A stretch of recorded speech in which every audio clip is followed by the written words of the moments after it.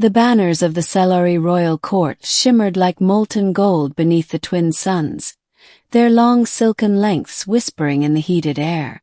The court had gathered in full, nobles draped in flowing garments that glittered with gemstones, masks of indifference plastered across their angular faces. On the dais stood Princess Kalira, her obsidian hair tangled from a night spent in confinement, her pale lavender skin bruised from the shackles she had been forced to wear. Her crime was not treason, nor cowardice, nor betrayal. Her crime was compassion. "You defied the council's decree," the High Regent intoned, his voice like a blade against stone.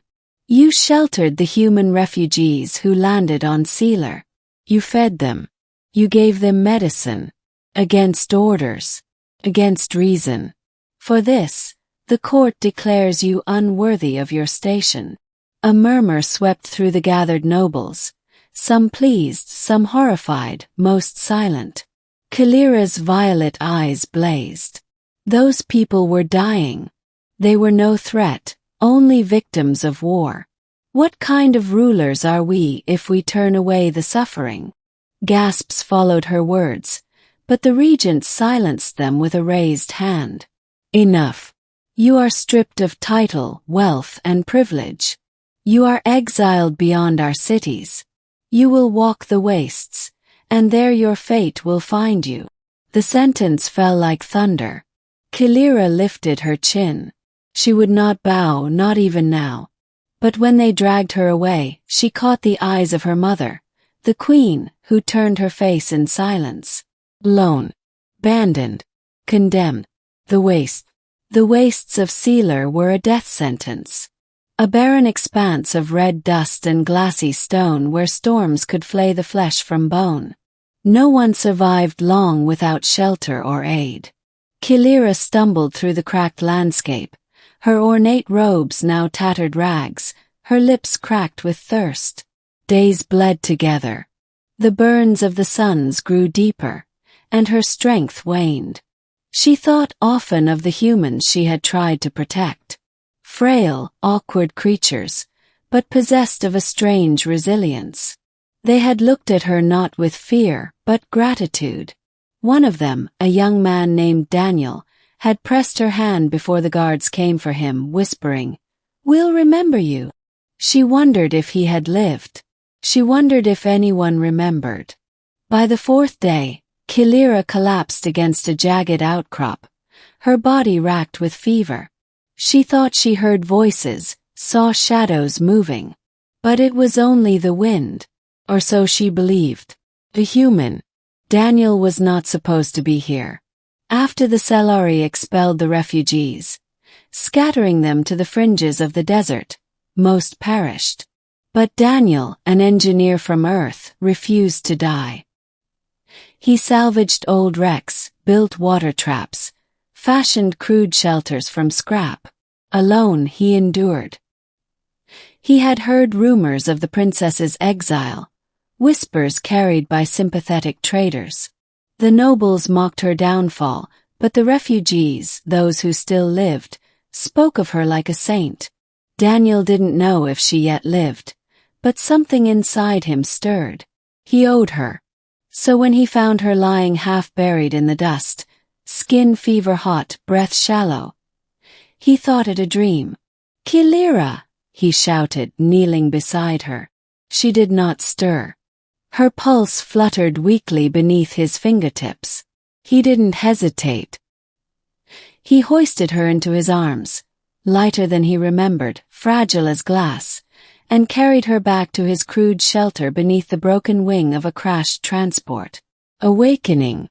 Kalira awoke to the hiss of boiling water and the strange, smoky scent of human rations. Her body ached, but she was alive. When she opened her eyes, Daniel was there, crouched by a fire, his rough features lit by the flames. "You're awake," he said softly. Relief washed across his dirt-streaked face. "I wasn't sure you'd make it." Her throat was raw, but she managed a whisper. "Why are you here?" Daniel gave a half-smile. Because you saved us once. Figured it was my turn. Tears stung her eyes, though she blinked them away. For days she had known only betrayal. Now here was the one she had risked everything for, tending to her, protecting her. You shouldn't have, she murmured. Yeah, he chuckled, stirring the pot. That's what everyone keeps telling me. Middle, survival and bond. Days passed, turning into weeks. Daniel nursed Kilira back from the edge, sharing what little food and water he had, fashioning shade to keep her from the worst of the suns. As her strength returned, she began to help. Her royal training had included medicine, languages, even some engineering, skills Daniel found invaluable. Together they repaired solar panels, extended their water traps, and hunted the small, chitinous creatures that scuttled across the wastes. At night, beneath the blanket of alien stars, they spoke. Kilira told him of the court's decadence, of the cruelty that wore crowns. Daniel told her of Earth, of oceans and forests she could scarcely imagine. They laughed, they argued, they dreamed. And slowly, something unspoken grew between them. One evening, as a sandstorm howled outside their shelter, Daniel caught her staring at him. What? He asked, smiling. You're different, she said softly. You're kind, humans. You don't abandon each other so easily. He shrugged. Not always. We fight, we betray, we screw things up plenty. But when it counts, he looked at her, his gaze steady. We try to stand together. Her heart ached at his words, something her own people had never truly understood. Rising tension. But peace could not last forever. Scouts from the Cellari court eventually found traces of their camp. Perhaps the nobles feared Kilira's survival would inspire unrest. Perhaps they simply wanted her gone for good. Either way, hunters came. One morning, Daniel spotted movement on the horizon, figures in armor mounted on sleek desert beasts. He cursed. They're here for you. Kilira's blood ran cold. Then we must run. Daniel shook his head. We won't outrun them. But maybe we can outsmart them. Together they laid traps. Pits camouflaged with sand, wires rigged from broken drones, explosives salvaged from old wrecks. When the Cellari riders came, the desert itself turned against them. Beasts stumbled into pits, drones exploded beneath armored boots. Chaos erupted in the storm of sand and smoke. Daniel fought like a man possessed, wielding nothing but a scavenged blade and his raw determination. Kilira, too, stood her ground, hurling shards of glass and fire into the fray. In the end, the hunters retreated, bloodied, humiliated. But victory came at a cost. Daniel staggered, blood soaking his side where a blade had found flesh. No! Kilira caught him as he fell. Her hands trembled as she pressed against the wound, her voice breaking. Don't you dare leave me now. He managed a pained grin. Guess. We're even now. Ending redemption. Kilira refused to let him die. With every skill she had, with every scrap of knowledge, she fought to keep him alive. For days she nursed him, never sleeping, her tears mingling with the dust of the wastes. And when at last his eyes opened again, weak but alive, she collapsed against him in relief. I thought I'd lost you, she whispered. You won't, he murmured, squeezing her hand. Not while I can still stand. Their bond had become more than survival, more than debt. It was something neither had words for, but both understood. In time, rumors spread. Stories of the exiled princess and the human who stood beside her. Of how they defied hunters, how they endured the wastes.